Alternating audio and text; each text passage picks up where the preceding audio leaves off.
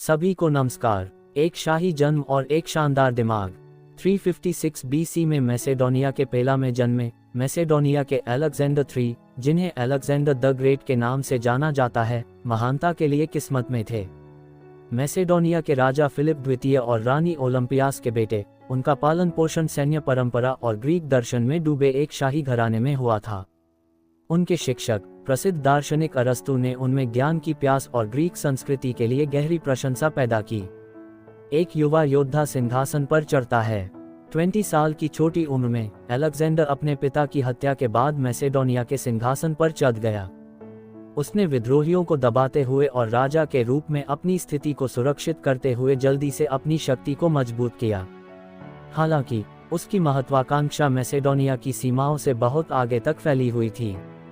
उसकी नज़र में फारसी साम्राज्य, सिकंदर की नज़र शक्तिशाली फारसी साम्राज्य की ओर मुड़ गई, जो ग्रीस से लेकर भारत तक फैला एक विशाल प्रभुत्व था। 334 बीसी में उन्होंने सैन्य अभियानों की एक श्रृंखला शुरू की जिसने इतिहास की दिशा बदल दी।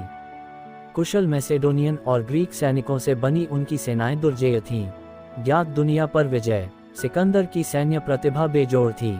उसने अपने दुश्मनों को मात देने के लिए तिरछी संरचना जैसी नवीन रणनीति अपनाई। उसने फारसी साम्राज्य पर विजय प्राप्त की, इस्सस और गौगामेला जैसी लड़ाइयों में इसकी शक्तिशाली सेनाओं को हराया। उसका साम्राज्य तेजी से फैला, जिसमें मिस्र, मेसोपोटामिया, फारस और मध्य एशिया के कुछ हिस्से शामिल थे।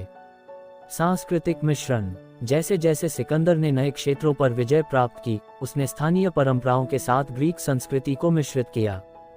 उसने मिस्र में अलेक्जेंड्रिया सहित कई शहरों की स्थापना की, जो हेलेनिस्टिक संस्कृति के केंद्र बन गए। इस सांस्कृतिक आदान प्रदान ने बौद्धिक और कलात्मक उत्कर्ष के एक नए युग को बढ़ावा दिया। भारत की ओर मार्च। सिकंदर की महत्वाकांक्षाओं की कोई सीमा नहीं थी। उसने सिंधु नदी को पार करते हुए भारत में कदम रखा और शक्तिशाली भारतीय राज्यों का सामना किया। हालांकि वर्षों के अभियान से थके हुए उसके सैनिकों ने आगे बढ़ने से इनकार कर दिया। एक दुखद अंत। 323 बीसी में 32 वर्ष की आयु में सिकंदर महान की बेबीलोन में रहस्यमय तरीके से मृत्यु हो गई। उनकी मृत्यु का कारण बहस का विषय बना हुआ है, जिसमें बीमारी से लेकर जहर तक के सिद्धांत शामिल हैं। एक मजबूत उत्तराधिकारी की कमी के कारण उनका विशाल साम्राज्य कई हेलेनिस्टिक राज्यों में विखंडित हो गया। एक स्थायी विरासत। अपनी असामयिक मृत्यु के बावजूद सिकंदर की विरासत कायम है।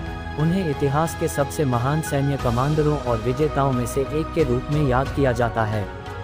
उनके अभियानों ने यूनानी संस्कृति और दर्शन को एक विशाल क्षेत्र में फैलाया, जिससे हेलेनिस्टिक दुनिया की नींव रखी गई। इतिहास पर उनका प्रभाव अथाह है और उनका नाम आज भी विस्मय और प्रशंसा को प्रेरित करता है। सिकंदर महान की कहानी मानवीय महत्वाकांक्षा, सैन्य प्रतिभा और विचारों की स्थायी शक्ति का प्रमाण है। उनकी विजय और सांस्कृतिक सम्मेलन ने पश्चिमी सभ्यता के पाठ्यक्रम को आकार दिया और दुनिया पर एक अमिट छाप छोड़ी। पुस्तकें और संसाधन।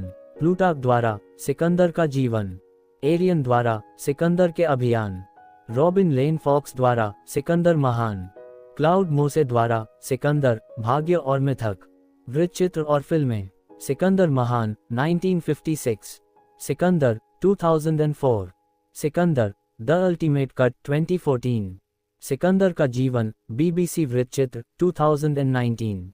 सिकंदर का असाधारण जीवन और उपलब्धियां इतिहासकारों और जनता दोनों को आकर्षित करती रहती हैं।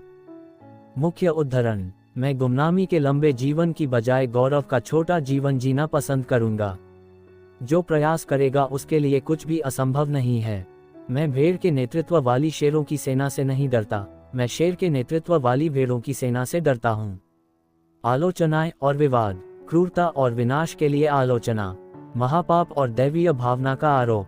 बहस की विरासत, नायक या खलनायक। इतिहास पर प्रभाव।